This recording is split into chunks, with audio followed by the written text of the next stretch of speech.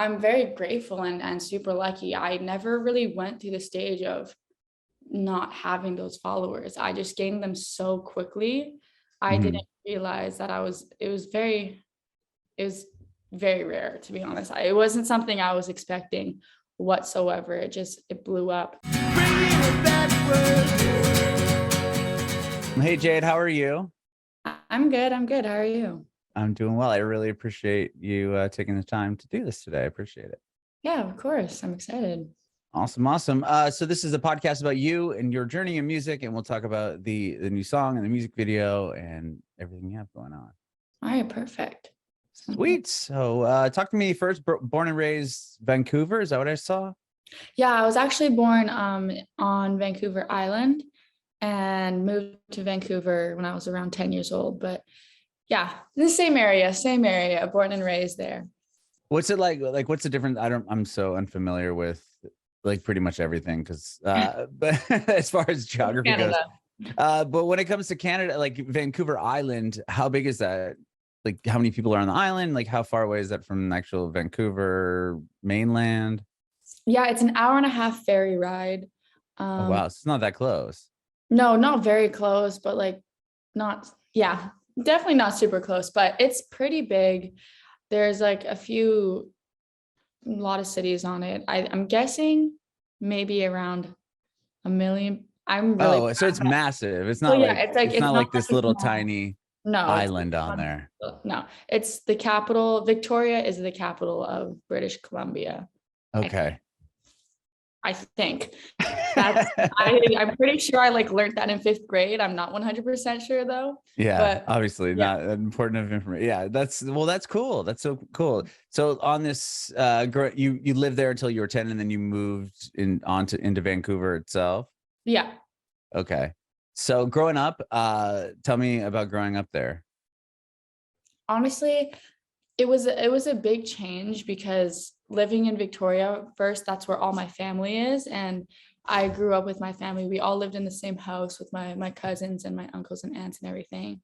Oh, wow. So then moving with just my direct family, it was definitely like a change. And then just the people around also were a lot different. And there's a lot of more cultures that I was, brought to. Like, I didn't really have a lot of friends from Iran, but once I got to Vancouver, I became friends with a lot of people from Iran, different parts of Asia. Just it was like a variety of different races, and I think, like, I'm really glad that happened, honestly, because it opened my whole world up and I met some amazing people. Wow, that's incredible. And then growing up in a household, I mean, prior to moving with a lot of your family members, what was that? I mean, that's really awesome. What was that like? It was honestly the best. I absolutely loved it because the cousins were all 1 year apart. I have an older brother who's 2 years older, then a guy cousin who's just a year older than me, and then my younger cousin. And we actually had 3 younger girl cousins, so they're all the same age. So we're all super tight, super That's close awesome. in age. So it was just like chaotic around the house all the time, and the sleepovers and everything, and my whole family were all just very, very tight. So it was honestly the best, and it kind of, that's where my music all started. We would all form a little band and Oh, really? perform for the family or whatever. Yeah, so that house is definitely where it all started. Amazing. And what got you into music? Were your cousins or your brother, were they into music as well, and you kind of just followed suit, or did you I find think, it on your own? Or yeah, I mean, my family has always like loved music. They're not very creative with music, but they're definitely a fan of it. And I guess I kind of just was that little kid that had the dream of being a singer, lots of Mhm. kids do. And I ended up just pursuing it, and Santa got me, a lot, like a piano and a guitar and a microphone, which definitely pushed me into thinking like, oh, I could really do this, because I had like equipment to do so. Um, but yeah, with the cousins and everything, being able to just like do karaoke with them and everything, Mhm. it was definitely something that I think like was a big thing for me that started it all. Yeah. With how old are you when you got the piano? You said piano and a guitar? I think it was an electric guitar, funny enough.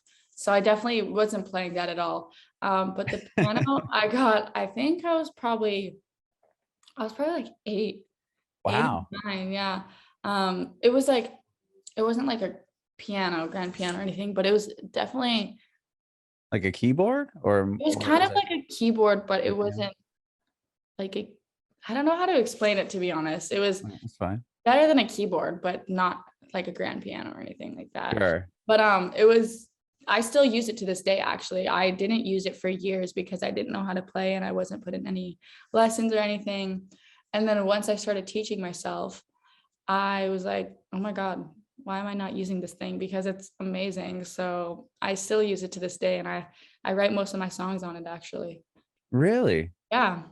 That exact Whoa. And that piano. same piano that Santa brought. That exact piano. That's where I write Wow. most of my songs. That's really cool. And That's when where did you start to learn how to play the piano? Was it much later down the line or?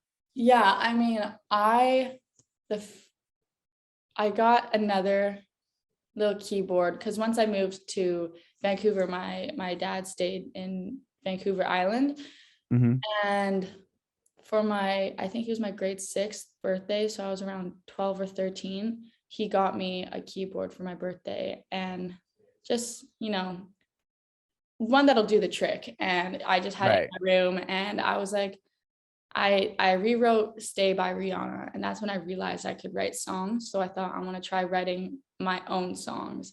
And I just taught myself some easy chords on the piano, whatever sounded good to my ears, and then Mhm. started writing some really bad songs until they started getting better. And that started out when you were that young, 6th grade, huh? Yeah, 6th grade. Wow. So prior to that, it was just singing with the family, and you get the piano, and you didn't really take too much to it until you moved to Vancouver and got the one from your dad. Yeah, Oh, exactly. okay. Yeah, Okay. yeah. Well, so after you kind of write that first song or, rearrange Stay by Rihanna, it like, oh man, this is what I really want to do. Like, was there like a light bulb that kind of clicked at that moment? It always was no question that music is what I wanted to do. Honestly, Okay. there was no question about it. When I was younger, I'd picture myself performing, and I was like, this is what I'm doing, and I didn't doubt it at all. And luckily, my whole family has always been incredibly supportive. So I had no doubt in my mind that that's what I was going to do. And then beginning to write songs is when I was like, oh, like it really hit me that this is like I can actually do it. Hmm. And yeah, I just kept writing, and I would show people and they would be very supportive of it, which just pushed me to be better. And Yeah, was that hard? I mean, obviously you need to get some validation early on to continue. Like if people were like, "Oh, this sucks" or whatever, you probably wouldn't keep going with it, right? yeah, I mean, so when you had the confidence to show people the songs you were writing, that's huge. yeah, totally. And it was great to get that support and everything. And I ended up getting a guitar, I think like a year or two later. So I taught myself some chords on there, and it was just another instrument that I could write with. And it would even get to the point where I'd bring my guitar to school and leave it there, and I'd be writing and singing during lunchtime, and I'd sing for the talent shows. I had somebody ask me to write a song for them to sing at the talent show because they wanted to Wow. sing about their specific situation. So I was like, yeah, okay, and I did it. And yeah, I was definitely known as like the singer with my friend group and everything like that. Mhm. 'Cause I just would not stop singing. My friends would get very annoyed actually. But But yeah, you obviously for somebody to come up and say, "Hey, can you write a song for me to sing at the talent show?" yeah, That's awesome. yeah. No, it was great. I really thought I was like the coolest ever, to be honest. Right. Yeah, how old were you when that happened? Were you still in middle school or were Wow, you I think I was grade 7 at the time. I Wow, so that think was quick into your yeah, writing career. it was, yep, early on in there. And then in grade 8, I actually got two I got two features on some EDM songs. I like Really? Yeah, one of them was with my dad's friends, and they just played me a track, and I listened to it, and I started jamming over it, thinking I was like, if I do something cool, they're gonna want me on it. So I did it, and they did want me on it, which was funny enough. And then, yeah, and then my dad had a connection with this other guy, and I ended up doing it with him as well. And that got picked up by an EDM label, I think, called Monster Cat. Mm-hmm. And so I've actually heard of that label. That's yeah, awesome. yeah. So I was in 8th grade thinking I was the coolest person ever because my song was getting released on Spotify and iTunes. And like, as a kid, getting those songs out there on actual platforms was like insane. Wow. Yeah. That's so cool. That is so cool. Was your dad in the music industry, or is he in this industry, or is it just friends of his? Just some friends of his. Yeah, he's like a b-boy. He would break dance and all that stuff, super into Oh, hip. that's cool. So he has like a lot of friends in the industry and everything. So Okay. yeah. Wow. So once you get your voice on this song, or these songs that make it on Spotify and everything else, like that must have been obviously from that point on, were you like, okay, this is working? Like, were you able to see the, seeing the streams and like see your name like literally on like a play, or like on Spotify or on iTunes? That must have been big. Yeah. Oh, it was huge. I felt on top of the world. I felt so cool. And then I ended up performing into nightclubs as well. And I was 14, I think, in nightclubs performing. Oh, wow. I thought I was the shit. I'm not gonna lie. And then my teacher, I would feel like that was the shit too if I was 14 and right? singing in nightclubs and had a song out on a label, or 2 songs on a label. Yeah. Like, that's wild. That's not even the best part. My grade 8 teacher and like a few of the teachers came to the nightclub, like front row, watched me perform like a 3-minute song, and they were there the whole night just to see me perform. It was the best thing, honestly. I feel like that kind of love from teachers really is a special thing for sure. Yeah, that's so special. What did your friends think? Were they supportive, or other people at the school, or Oh yeah. Oh yeah. Okay, that's cool. Super supportive. 100%. No haters. Not a lot, not that I know of. But I mean, my close friends, they will tell me if like I'm stupid, you know what I mean? They'll be like, that song is horrible. And I appreciate it because I trust my best friends the most because they're so close to me. They will tell me the truth. But and they get sick of me faster than people that I'm not super close with. So I let them off the hook with that kind of stuff. But For sure. a lot of people, they've all been very, very supportive. Were you releasing your own songs? Like, once you get those couple cuts on these EDM songs, did you have your own music as well that you were putting out, or were they songs that you hadn't released? Or I was just writing. Okay. I wasn't recording anything. I didn't know how to. I didn't know how to produce. I tried producing, went horribly, did not sound good. But yeah, it was all just writing and learning, and that was it until TikTok happened. Oh, and that's what really started. I mean, obviously you have a huge fan, not only on TikTok, but like on all your social media. But was like, how did TikTok really start to take off for you? And was that with you just putting songs up on there? It actually started off with me just being like posting comedic things and stuff like interesting. that. It was very, very TikTokery. Was that in like what year was this? I'm just curious. I started in 2019. Okay. Yeah, I started in 2019, and I posted, it sounds very cliche, but I started as a joke because my best friend at the time was super into it and wanted to blow up on TikTok. So I was like, I'm gonna do it. And was it TikTok at this point, or was it like Musically? Yeah, it was TikTok. Okay. Because I had Musically, and then it Musically stopped, and then TikTok came back, and I was like, that's so cringy. Why are people downloading this again? Yeah. And then I ended up downloading it, and then the first video I got started getting like some decent amount of views, and all my friends started seeing it. So I deleted it so quick, but I had a few hundred followers because of that video, and then I posted another one, and it did all right. So the video, wait, sorry, real quick. So the video is doing well, and you didn't want people to see it. So No, because it was like the cringiest fuckboy dance. So I was like, it was a complete joke, and it was so cringy that I was like, there's no way people are seeing this right now. So I took it down after I gained like a couple hundred followers, and then a day or two later, I posted another TikTok where it was more of like a comedic kind of TikTok.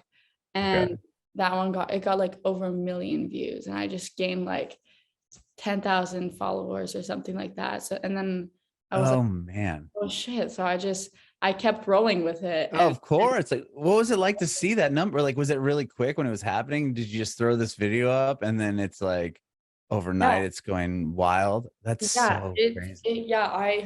I'm very grateful and super lucky. I never really went through the stage of not having those followers. I just gained them so quickly.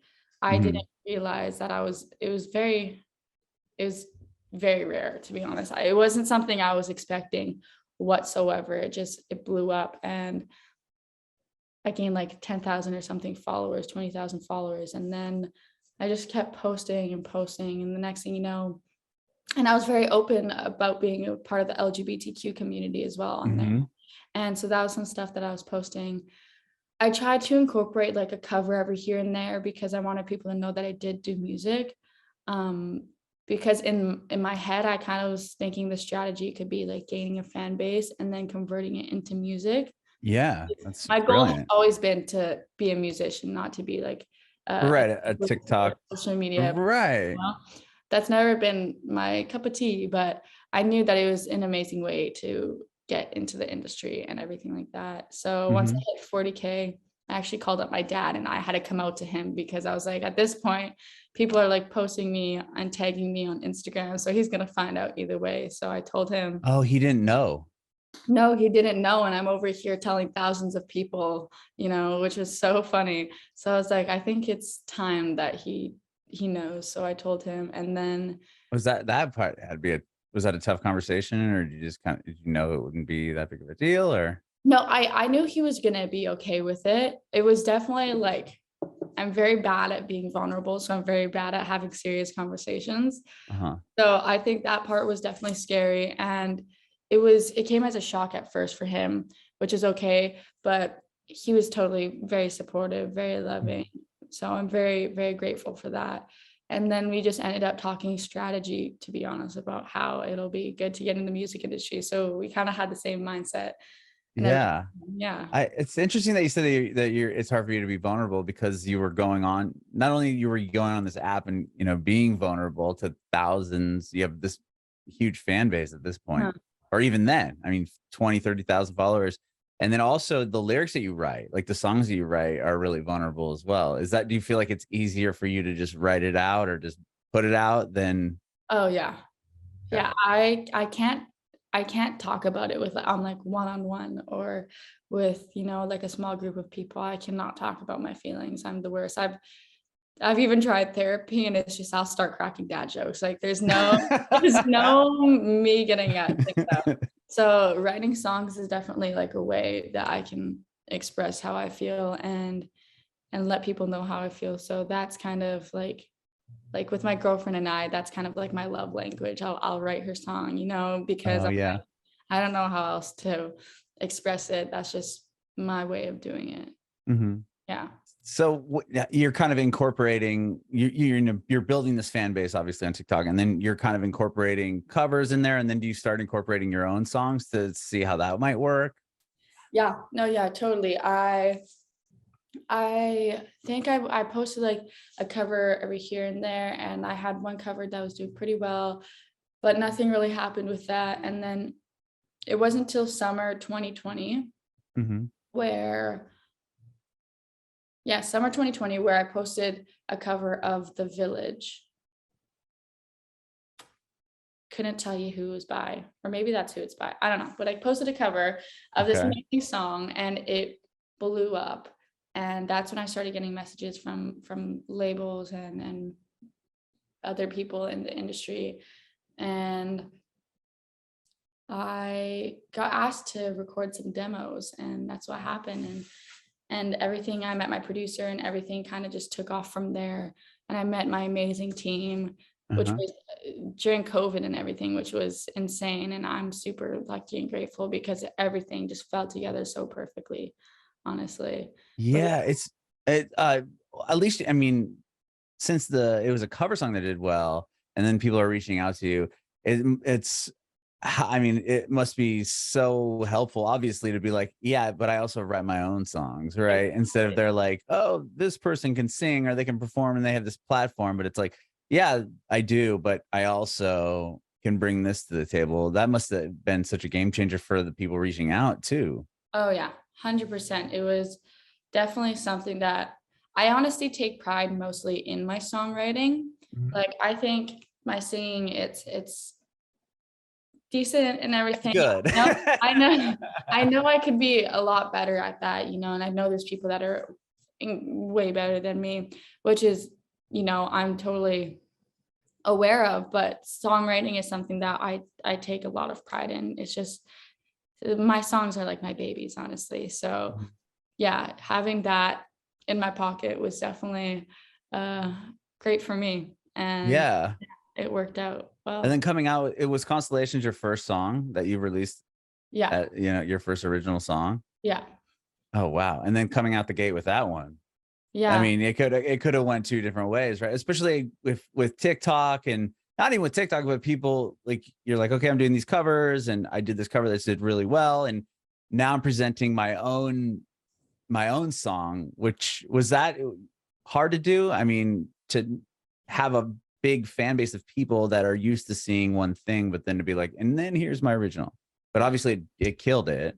yeah. I think it was something I was definitely concerned that I wouldn't be able to convert it over, because Hmm. I knew so many people were following me because of, my like comedic videos, or because I'm part of the LGBTQ, or fashion, or just Hmm. because of my looks, like I never knew if it was going to be able to convert. And I posted my first video of it. I was just like, can I just show them the song and see how it reacts? And it ended up reacting very well. And I was very, very happy about that, because it was kind of like uh just like a taste of reassurance that I needed, Hmm. because at that point I was kind of worried, but it was definitely very reassuring. Yeah, because it is hard, from what I've heard, to get people to leave an app. Like, they have to leave TikTok, which is just constantly like Yeah. stimulating them. Like, oh, here's a video, here's this and this, to leave it and then go on to Spotify or whatever to then listen to the whole song there. And not only that, I mean, the song has 18 million, nearly 18 million streams on it, which is so wild to think. I mean, you have a ton of followers on TikTok, and it's like 18 times that, right? I mean, Yeah. it's It's crazy. it's crazy, 100%. Yeah. And like even to see the monthly followers, at one point I had reached 1 million monthly followers, and I was like, that's a million whole separate people. That's like a lot of Yeah. people. So my mind was definitely blown at the beginning, 100%. It was, and at this, like, again, I'm just very lucky and very grateful for everything that happened, because when I tell you everything that happened really just went perfectly, and it's out of the ordinary, that's for sure. And it worked very well in my Y- favor, which I'm Yeah. very grateful for. Yeah. And you continually put out songs, and they are all doing well. It wasn't like you had, this fluke moment with that one song. I mean, they all have been performing really, really well. It's Yeah. just, that should be validation again there, that you're doing what you're doing, Yeah, for or sure. you should be doing what you're Yeah, for sure. It's definitely reassuring, and it's great, and it's exciting, honestly. It's the adrenaline you get from releasing a song is honestly one of my favorite feelings, to be honest. Just finally being able to release it after working on it for months and months, and wanting to show everybody and not being able to show people, and then finally being able to show people. It's a very fun feeling, doing. Mhm. honestly, And you but just also nerve-wracking. oh yeah, I bet, because Yeah. you've been working, like you said, you've been working on this for a long time, and then you could put it out and maybe it won't do. I mean, you haven't had that experience yet, but like, yeah, there's probably always that thought, like, is it going to do well? Are Mhm. people going to like it? Yeah, for sure. But well, tell me about the new one. Meet You in Hell is the new song that you just released, and I watched the video, which is rad as well. Thank Yeah, so tell me about that. And I think I saw that it's going to be a part of a bigger project that you have coming out. Yeah. So Okay. Meet You in Hell, it's a song about kind of like karma and giving your ex a taste of their own medicine when they treated you badly, that kind of bad bitch kind of vibe. Yeah, I love it. Wrote it on the piano that Santa gave me. And Oh, wow. yeah, Okay. yeah. And I just started off with Meet You in Hell, and I thought that that was such a dope title, and that I kind of just used my imagination and made a whole story up in my head and put myself in that person's shoes and wrote a song about it. And Meet You in Hell came out, and I loved it personally. I thought it was such a dope idea. And then being able to film a video where it was so cool, and like the wardrobe, it fits so well with the colors and the theme and the sets and everything like that. It was so much fun to create. It really was. Yeah, the stack of the video is really cool. I mean, Yeah. it looks really, really cool. Yeah, it was very, very fun to film. So when you put well, now that you brought up the piano, because I was going to ask you about this, and I just remembered. So you have a couple songs on your Spotify that are piano versions, like Constellations and Aim to Kill. I think you have a piano version of that. Are those played, and were all those songs written on that same piano as well? Constellations I had written originally on guitar. Oh, okay. Because there's a piano version on your Yeah. Spotify as well. Yeah, and just the original is actually with piano in the background. It was something that I needed to do for the demos. It was one of my original demos that I had to make, and the demos were all supposed to be on guitar and acoustic. So I had written it on guitar at first, just like some easy, simple, dimple chords, and then we just transferred them over to piano because I personally like piano more than I like guitar. So do I. It's like such a beautiful instrument. I agree. So yeah, piano is definitely my favorite, my cup of tea, but love guitar too. It does the trick. Okay. But did you write just aside from that one, were any of the other ones written on that piano, or was this your first one with Meet You in Hell? Aim to Kill was written on that piano. Same Place and Let Me. So oh wow. Constellation is the only one that you didn't write on that piano. Yeah, it's either that piano or a guitar. And wow.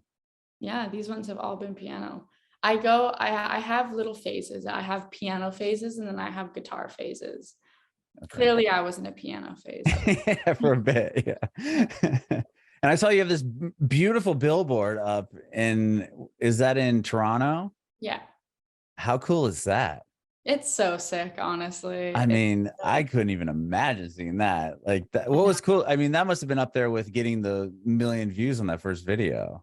Yeah, seeing my face on a billboard in Toronto was definitely I wish I was able to see it in person. I wasn't able to see it in person, unfortunately, but just seeing a picture of my face so big was like the craziest thing. And then my friends' reactions as well was just like, when they're mind blown, when they're excited for me, I know I should be very excited, because with them, they're very just chill about everything that I do. But once that happened and they were like, holy shit, I was like, right. Oh, okay. It's like, it gives me like reassurance that I can be even more excited than like I really am showing, you know? So yeah, it was crazy. And my mom's my best friend, and she was just like, oh my God, super excited for me, brags about me all the time. I need to shut her up sometimes because she's embarrassing, that's for sure. She's the mom that like yells, I love you when dropping you off at school. Yeah. That's funny. Are you still going to university now or no? No. Okay.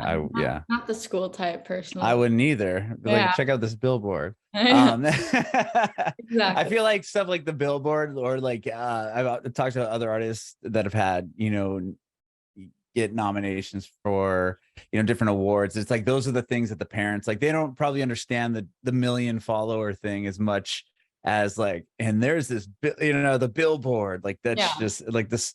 I had an interview with somebody, and they were talking about being, they were on the cover of different magazines and this and that other thing. And like the big moment for them was when they were in the local paper. Their parents like, whoa, see, like my kid's in the local paper. It's something that was more like, it's just funny to think of those things. Yeah, there's some certain things that are really like, oh shit, like right. Yeah, it's like real, you know? And yeah, luckily my parents honestly have always been like, you don't need to go. They've never been the type, because honestly, a lot of my family didn't go to university.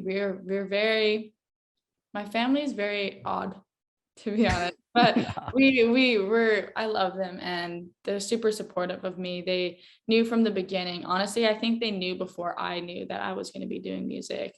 My mom has always known, my dad has always known, and they've always been like, you don't have to go to university. That's so cool. They've actually pushed me not to go there, because they've always just pushed me to do music and everything. So it's been great, very lovely. Yeah, very lucky. Not a lot of people have that. That type of support. That's so cool. 100%.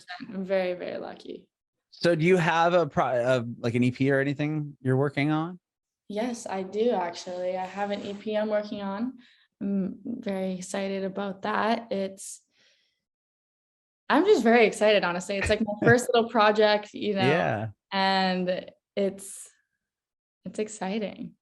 Do you have any, I mean, I don't know if you can share any details, but like, do you kind of have an idea of what will any of the songs that you've already released make it on there, or it's just all new stuff coming?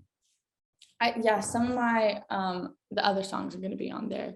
Yeah. Cool. But I'm continuing to write every day, so I'm excited for what's to come with the EP and past that. But yeah. Amazing. Well, thank you so much, Jade, for doing this today. I really appreciate your time. Yeah, thank you so much. I have one more question for you before I let you go. I want to know if you have any advice for aspiring artists. I say dream big. As cheesy as that sounds, dreaming big and believing in yourself is the key to moving forward. Because if I didn't dream big and if I didn't believe in myself, I don't think I would be here right now. So doing that, being a little bit narcissistic can be good sometimes. Really can be. And yeah. Bringin It Backwards.